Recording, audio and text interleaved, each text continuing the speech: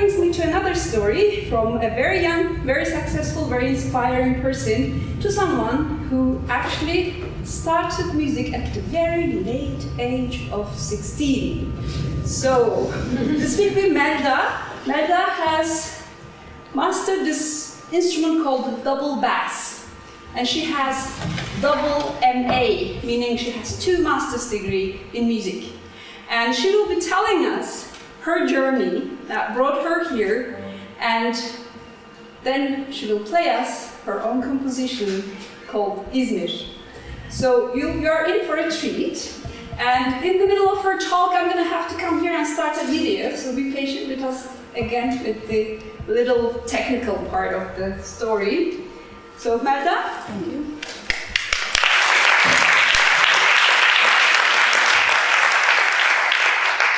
So thank you, Arzu, for the nice introduction. Thank you. And invitation, of course, here. Of course.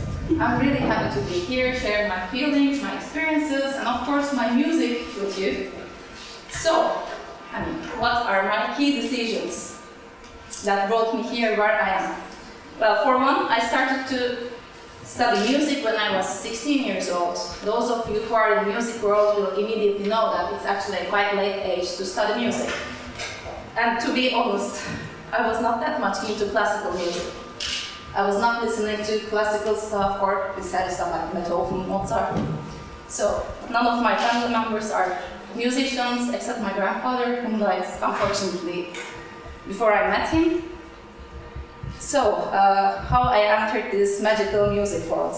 I was studying in high school, mathematics, physics, like the other kids. Then I went to the music class and I saw a piano there, you know.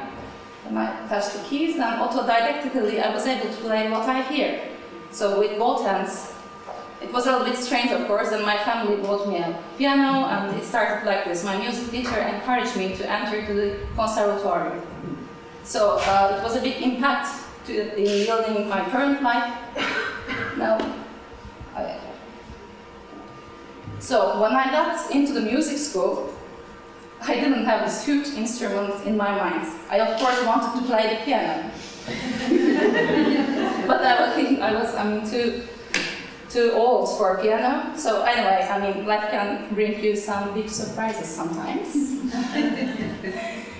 Of course, as you might imagine, it was disappointing at first. I never thought that I would be successful with this instrument. And this meant another moment of a key decision. Do I really stay here and study double bass? I figured I should give it a try. I thought maybe it would surprise me, if not then I could change it. But yes, it did surprise me very well. Now it's not just the double bass, it's part of my body and part of my soul. And actually, this orchestra, where I used to play, it was one of my first orchestras where I entered. After finishing my bachelor degree with very good marks in Turkey, my next key decision came. According to what my professor in Turkey told me, I had to try my chances in Europe. I also didn't believe this, that I can really mean something in Europe, But he pushed me, so I made a little research. Then I decided to study in Switzerland, because Switzerland has one of the really good music education all around Europe. I applied for master studies in Bern. I ended up not doing only 1 but 2 masters. I specialized on Baroque, orchestra and solo performance at the University Arts of Bern. So, maybe this is the video? So at the moment I work at 21st Century Orchestra in Lucerne, where we do a lot of film music with Oscar-winning composers, and it was really a big dream of mine when I was studying. So I'm really happy that one of my dreams at least came true. And to see Howard Shore, I'm actually the composer of Lord of the Rings, live on the stage, and it's really, I can tell you. So when she says she does film music, she's not joking. You're going to recognize this.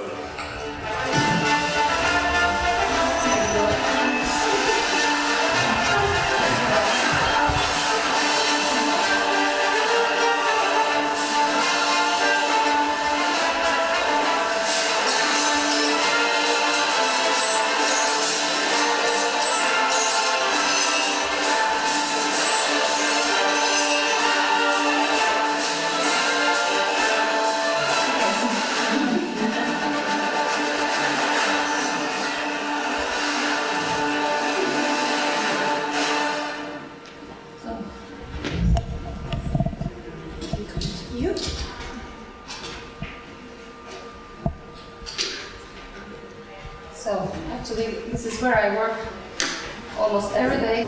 And this is the other orchestra in Zurich. It's called Camerata Cantabile, and we just accompany choirs, classical stuff. And this is my own quintet. We have some solo performances in Bern. And this is my rehearsal plan, actually. You can see just for one project how long we work. It's just one of them. So you might imagine my husband not at all happy because I see my double bass more than my husband, you know? Exactly.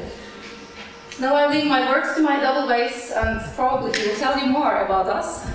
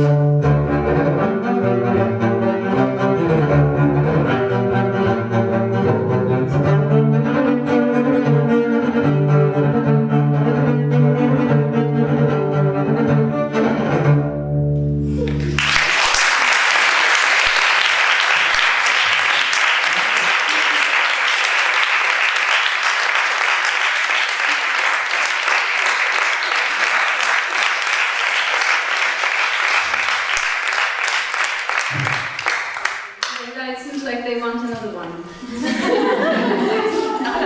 Okay. Thank you. Melda, can I ask you Of course. a question? No. Because I used to play until back. in some cases they put you even under the stage somewhere sometimes, no? Yeah, luckily I don't play there. You don't? Okay, so very good. I was just gonna ask, does this instrument have a lot of female players? Not really, actually. When I started, we were like, I was the second female double bass player in Izmir, actually. In Turkey, I don't know, maybe the fifth. Okay, so not many to start with. No.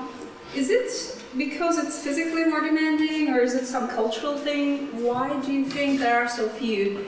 Or is it just generally, anyway, few people play this instrument? Or I mean, actually, to be honest, it needs power, really. I mean, now I already can feel my muscles, I mean, not really, I mean, we can also, you heard, obviously, very well. Yeah, I don't think it's a big difference or something to do with, the sexual sex. Okay. No, I was just asking because I wondered, based on something I've read from Malcolm Gladwell, a fairly well-known writer, some of you might know him, who was talking about a particular hiring practice in European orchestras. And that was a large instrument that required, I can't remember the exact instrument, but that large instrument that required a lot of power, lung power. People assume that females wouldn't be good at it. And they would say it's just a physical difference. And then one female player demanded a blind test. So they put her behind the curtains among many others, and the jury had to vote for the best one. And she won. It's like a complete unanimity. And from then on, in European orchestras, selections are made blind.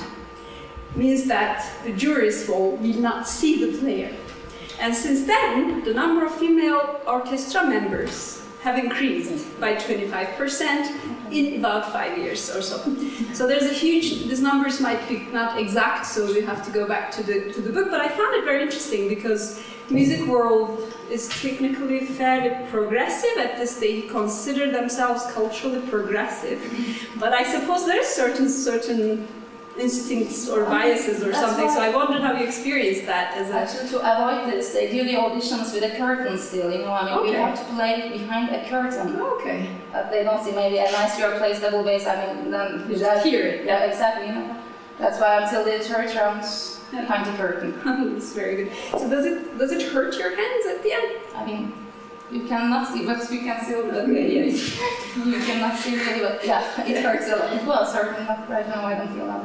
Okay, so you get used to your skin changes? Or Yeah, it was in the beginning, like 6 months or 7 months long. Really, it was bleeding, so I had to put some alcohol. Really, sorry, it's a bit brutal, but we had to work like this. So leave it like 2 days, and again practicing. So. Like, how do you say in English? I don't know, cornhouse. I don't know the word either. Does anybody know that? Yes. Okay. All right. Well, thank you. That sounds like very hard work. Thank you very much, Melda.